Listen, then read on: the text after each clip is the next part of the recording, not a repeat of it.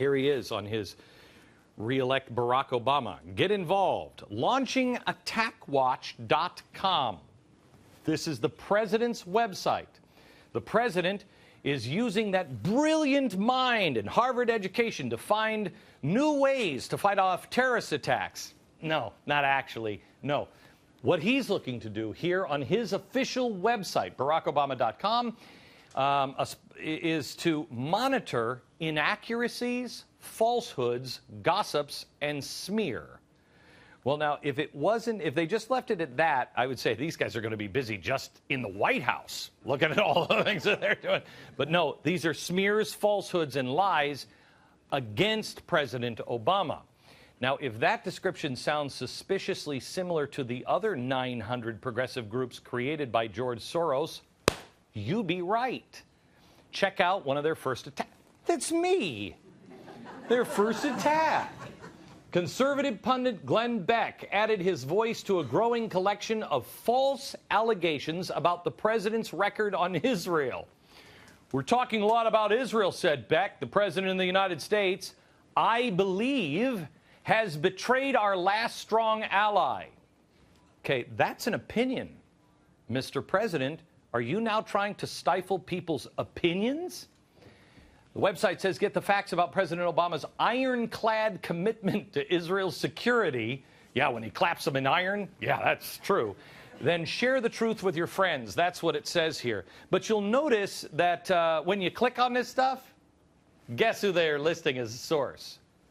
The George Soros-funded Media Matters. Now, hang on just a second. I have to see if I get this one right. They said I was a conspiracy theorist because I said the president was in league with George Soros and Media Matters to destroy enemies of the White House. And yet here it is on their own site. Somebody at Attack Watch should call Attack Watch because I think they may be conspiracy theorists. The president of the United States is using George Soros to fight a PR war. And they're trying to make it about me, but it's not. It is about you. When I was in Israel, 5 papers, it was like 3 papers and 2 television stations or something. It was an amazing, all of a sudden, out of the blue, attack on me. And it was on something that was about 10 days old, something that I had said back in the United States. And all of a sudden, all of these sources on the same day, almost within like 2 hours of each other, were all running this story, saying how wrong Glenn Beck was about these protesters, these cost of living protesters in Israel. It was an amazing thing. They said that, what I had said was that these guys have people, unbeknownst to most of the protesters, they have people on the board and serving and all around, and be careful because gosh, it seems like there's some communist demands in there, and I'll bet you there's socialist and communist radicals that are influencing this group. No! Except this story is now out. New reports show that former White House advisor is helping to bring out those 400,000 people in the streets and using them to promote communist ideas and to foment the Arab Spring among the regular people in Israel. Why not?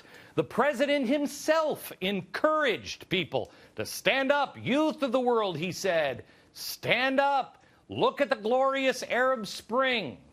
The same group, the same thing these groups are planning on doing September 17th here is being done over in Israel. So when I read the quote, if I may, these aren't just unfounded allegations about the president. They're attempts to derail the momentum of this movement and undermine everything they've accomplished together in the last 3 years. Let me tell you something. My response is, Mr. President, yes, I am. Yes, we are. Yes, we will.